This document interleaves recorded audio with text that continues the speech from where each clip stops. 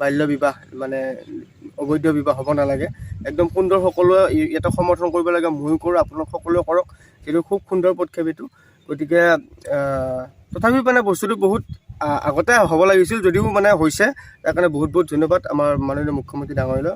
মানে অসমত যিকোনো বস্তু মানে এটা ট্ৰেণ্ড হিচাপত চলি যায়, যিয়ে নহওক মানে চব বস্তুতে মানে আইন এখন কেতিয়াও ট্ৰেণ্ড হ'ব নোৱাৰে। সেইটো কথা মানুহে আগতে নিউজ বুলি ক'লে মানে পগলা হৈছিল, যে ৰাতি 8টা বজাত নিউজ আহিব, মানে কি গধূলি 7টা বজাত নিউজ আহিব, চাবই লাগিব টিভিত। মানুহ ৰখি আছিল 7টা বজালৈ। সুখতো মিমছ, দুখতো মিমছ। যদি চবতে মানে চব ক্ষেত্ৰত যদি মিমছ হৈ যায়, গতিকে মানুহৰ সুখ দুখটো কোনো পাৰ্থক্য নাথাকিব। Hello' guys, welcome back to my YouTube channel কিবা কিবি ব্লগ। আপোনালোকক কিবা কিবি ব্লগলৈ স্বাগতম জনালোঁ। আজি যিহেতু ব্লগ ভিডিঅ' নহয়, এটা জাষ্ট চিম্পল ভিডিঅ' এটা, মই জাষ্ট অকণ মনৰ কথা এটা আপোনালোকৰ ওচৰত শ্বেয়াৰ কৰিব বিচাৰিছোঁ। এতিয়া আপোনালোকে সকলোৱে জানে বৰ্তমান অসমত চলি আছে বাল্য বিবাহৰ এটা পূৰা ট্ৰেণ্ড চলি আছে। যোৱাকালি ডিম্পুদাৰ ভিডিঅ'টো চাই যিহেতু সকলোৱে গমে পাইছে কেনেকুৱা, মানে তেওঁ যিখিনি কথা কৈছে একদম ৰাইট, মানে 100%। মানে অসমত যিকোনো বস্তু মানে এটা ট্ৰেণ্ড হিচাপত চলি যায়, যিয়ে নহওক মানে চব বস্তুতে মানে আইন এখন কেতিয়াও ট্ৰেণ্ড হ'ব নোৱাৰে। সেইটো কথা তেওঁ একদম মানে মনৰ কথা কৈছে। আইন এখন কেতিয়াও ট্ৰেণ্ড হ'ব নোৱাৰে। এতিয়া যেনেকৈ ক'লে পাঠানখন চিনেমা এখন চিনেমা, গতিকে সেইখনৰ ট্ৰেণ্ড দুদিনমান চলিল, তাৰপিছত ফিল্মখন গ'ল, ৰিলিজ হ'ল, চালে সকলোৱে, তাৰপিছত সেইটো গ'ল, সেইটো এটা ট্ৰেণ্ড বুলি কয়। কিন্তু আইনখনটো কেতিয়াও ট্ৰেণ্ড হ'ব নোৱাৰে, হয় নহয়? সেইটো কথা ডিম্পুদাৰ আপোনালোকে যদি ভিডিঅ'টো চোৱা নাই, চাব, ধুনীয়া কথা কৈছে কিছুমান। মোৰ ক'বলগীয়া কথাটো হ'ল যে মিমছ আৰু নিউজ পৰ্টেলসকলক মানে কি তেওঁলোকে ধুনীয়া বাতৰি প্ৰদৰ্শন কৰিলে ভাল লাগে।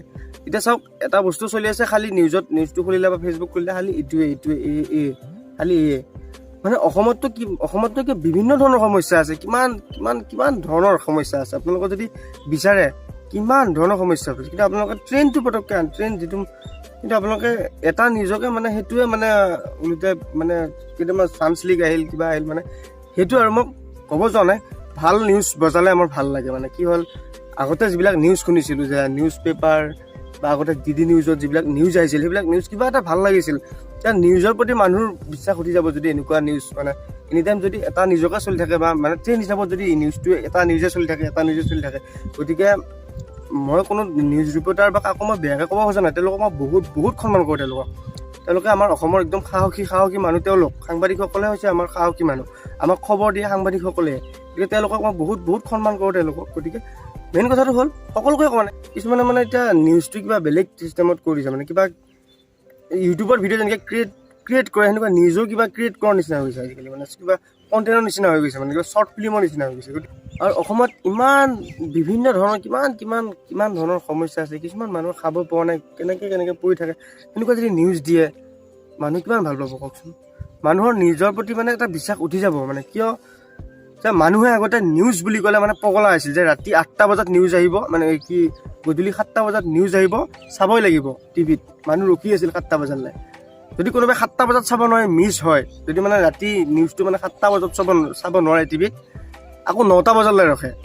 গতিকে নিউজৰ প্ৰতি মানুহৰ এটা কেনেকুৱা এটা আকৰ্ষণ, সেই আকৰ্ষণটো যদি এনেকুৱা এই নিউজটো যদি এনেকৈ চলি থাকে, মানুহৰ সেই আকৰ্ষণটো কমি যাব। কমিছে প্ৰায়। নিউজত এটা বেয়াকৈ কোনো কমেণ্ট দিব পৰা নাছিল। এতিয়া নিউজ মানে ফেচবুকত যদি নিউজ চাই, ইমান বেয়া কমেণ্ট, কিন্তু আগতে কোনো ধৰণৰ বেয়া কমেণ্ট দিব পৰা নাছিল নিউজত। গতিকে সেই আৰু কেতিয়াবা বাতৰিটোৰ ওপৰত কিবা লিখিব পাৰে, কিন্তু নিউজ ৰিপৰ্টাৰসকলক কোনো বেয়াকৈ কোৱা নাছিল মানে কমেণ্টত। মই আকৌ কৈছোঁ যে তেওঁলোকক মই বহুত একদম হৃদয়ৰ পৰা মই সন্মান কৰোঁ, বহুত ভাল পাওঁ তেওঁলোকক। কিন্তু মই এইটোৱে বিচাৰিছোঁ যে নিউজ মানে ভাল নিউজ দিয়ক, যাতে আমি ভাল কিছুমান কথা শিকিব পাৰোঁ নিজৰ পৰা। আগত টিভিত যেনেকুৱা নিউজ চাইছিলোঁ, তেনেধৰণে যাতে আকৌ নিউজ দিয়ে, যাতে আমি বহুত কিছুমান কথা জানিব পাৰোঁ, নজনা কথা জানিব পাৰোঁ, ক'ত কেনেকুৱা সমস্যা হৈ আছে যাতে আমি জানিব পাৰোঁ। সেনেকুৱা যদি নিউজ দিয়ে, আমি খুবেই আনন্দিত হ'ম, খুব ভাল লাগিব। কিন্তু এই যদি মানে এতিয়া যিটো বাল্য বিবাহৰ হেৰিটো দিব লাগিব, সেইটো একদম মানে ৰাইট, সেইটো দিব লাগিব। এদিন বা দুদিন চলক, তাৰপিছত যদি সেইটোৱে চলি থাকে, মানে যদি এটা বস্তু এটা নিউজ যদি আমি একদম 10-15 দিনমান যদি সেইটোৱে চলি থাকে, আমি বেলেগ কথা কি গম পাম? যদি আমি 10-15 দিন যদি এটা নিউজকে চাই থাকোঁ, আমি জনসাধাৰণে বেলেগ কথা আৰু দেখোন একো গমেই নাপাম। গতিকে ভাল ভাল আমাক খবৰ দিয়ক, ভাল ভাল নিউজ দিয়ক, আমি বহুত আনন্দিত হ'ম। আপোনালোকৰ পৰা বহুত আমি আশা কৰোঁ। গতিকে আপোনালোকে আমাৰ মেইন মানুহ, গতিকে আপোনালোকৰ পৰা আমি বহুত আশা কৰোঁ। গতিকে আপোনালোকে আমাক ভাল ভাল নিউজ দিব, তাৰ আশা ৰাখিলোঁ। গতিকে সেইখিনি ক'লোঁ। যদি ইয়াতে কিবা ভুল ত্ৰুটি হৈছে মোক ক্ষমা কৰি দিব।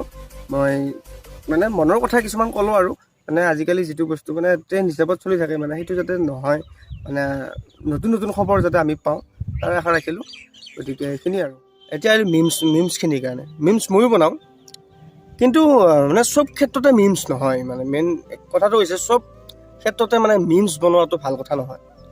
আমিও মিমছ বনাওঁ, আমিও মিমছ আপলোড কৰোঁ, কিন্তু মানে কি চব কথাতে যদি মিমছ হৈ যায়, সুখতো মিমছ, দুখতো মিমছ, যদি চবতে মানে চব ক্ষেত্ৰত যদি মিমছ হৈ যায়, গতিকে মানুহৰ সুখ দুখটো কোনো পাৰ্থক্য নাথাকিব, হয় নহয়? গতিকে সকলো ক্ষেত্ৰতে মিমছ নহয় একচুৱেলি, হয় নহয়?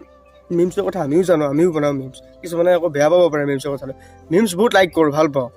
মিমছ এটা মানুহক মানে ধুনীয়া উৎফুল্লিত কৰে, ধেমালি মানুহ উৎফুল্লিত কৰে, আনন্দিত কৰে মিমছ পঢ়ি কেনে বা চাই কেনে। গতিকে মিমছ আমি বহুত ভাল পাওঁ। মই নিজে বনাওঁ মিমছ, নিজেও মই কিছুমান মিমছ মানে আপলোড কৰোঁ। গতিকে কথাটো হ'ল এতিয়া যিসকলে এই মানে বাল্য বিবাহৰ ক্ষেত্ৰত মানে যিসকলে কিছুমান মিমছ বনাই আছে, এতিয়া মিমছ এইটোৰ ওপৰত যিমান মিমছ আহিছে, কাৰোবাক ভিডিঅ' কৰি কেনে কিবা কিবি গান লগাই দিছে, কিবা কিবি এনেকৈ মানে গান লগাই দিছে, সেইটো একচুৱেলি বেয়া কথা। মানে কি তেওঁলোকেহে গম পাইছে, হয় ভুল কৰিছে, সেইটো তেওঁলোকে শাস্তি পাবই লাগিব। তথাপিওতো ইমান বছৰ যিহেতু সংসাৰ কৰিলে, গতিকে কিছুমানৰ বাচ্ছা আছে বা কিছুমানৰ নাই, তথাপিওতো সংসাৰ কৰিছে ইমান বছৰ। গতিকে যদি মোৰ ঘৰৰ পৰা যদি মোৰ ঘৰৰ মানুহ এজনক যদি তেনেকৈ লৈ যায়, মোৰ কেনেকুৱা লাগিব, হয় নহয়? নিশ্চয় বেয়া লাগিব। তেওঁৰ ভুলে হওক, তেওঁ যিমান ডাঙৰে ভুল হওক, তথাপিতো মোৰ নিশ্চয় বেয়া লাগিব ন, যিহেতু নিজৰ ঘৰৰ মানুহ। গতিকে ঠিক তেনেকুৱা কথা, তেওঁলোকৰ যিহেতু ইমান বছৰ সংসাৰ কৰিলে বা কিছুমানৰ ল'ৰা ছোৱালী আছে বা কিছুমানৰ নাই, তথাপিও মানে কিমান এটা মানে দুখ লগা কথা। যিমানে ভুল নহওক তেওঁলোকৰতো কষ্ট হ'বই নাই, ইমান বছৰ সংসাৰ কৰিলে থাকিলে, গতিকে দুখটো লাগিব। সেইখিনি সময়ত যদি আমি সেই ওপৰত যদি মিমছ বনাই থাকোঁ, তেওঁলোকৰ কেনেকুৱা লাগিব? বা আমি যদি মিমছ বনাওঁ, আমি যদি মিমছ বনাইছোঁ, আমি সেই বস্তুটোৰ ওপৰত মিমছ বনাইছোঁ, গতিকে আমি যদি আমাৰ ঘৰত যদি তেনেকুৱা এটা ঘটনা ঘটিলে হয়, আমি যদি মিমছ বনালোঁ হয়, নবনালোঁ হয়। গতিকে তেনেকুৱা নিজৰ লগত ৰিলেটেড কৰি বস্তুবিলাক চাব লাগে, তেতিয়াহ'লে মানে এনেকুৱা নহয়। যেতিয়া মই এইটোৱে কৈছোঁ যে মিমছ বনাব লাগে, মিমছ এটা ধেমালি বস্তু, মিমছ বনাব লাগে, কিন্তু সকলো ক্ষেত্ৰতো নহয় একচুৱেলি, এইটোৱে কৈছোঁ মই। গতিকে বেয়া চেয়া নাপাব আৰু কথাখিনি কোৱাৰ বাবে। গতিকে ভিডিঅ'টো এইখিনিয়ে আছিল, মনৰ কথা অলপ আছিল, ক'লোঁ আপোনালোকৰ লগত শ্বেয়াৰ কৰিলোঁ। আপোনালোকৰ লগত কৈ ভাল লাগে কথাবোৰ, গতিকে আপোনালোকৰ ওচৰতে শ্বেয়াৰ কৰিলোঁ, কোনো যাতে বেয়া নাপায়। যদি কথাখিনি কোৱাত কিবা ভুল ত্ৰুটি হৈছে, নিজৰ ভাইটি বুলি বা নিজৰ দাদা বুলি ক্ষমা কৰি দিবা আৰু। যদি কিবা ভুল ত্ৰুটি হৈছে, মনৰ কথাখিনিহে কৈছোঁ, আপোনালোকে কোনো বেয়া পাব নালাগে। গতিকে আজি ভিডিঅ'টো লাইক কৰক, কমেণ্ট কৰক, ছাবস্ক্ৰাইব কৰক বুলি নকওঁ, আজি ভিডিঅ'টো আপোনালোকে শ্বেয়াৰ কৰক প্লিজ। এইখিনিয়ে আছিল আৰু। ধন্যবাদ। জয় অসম।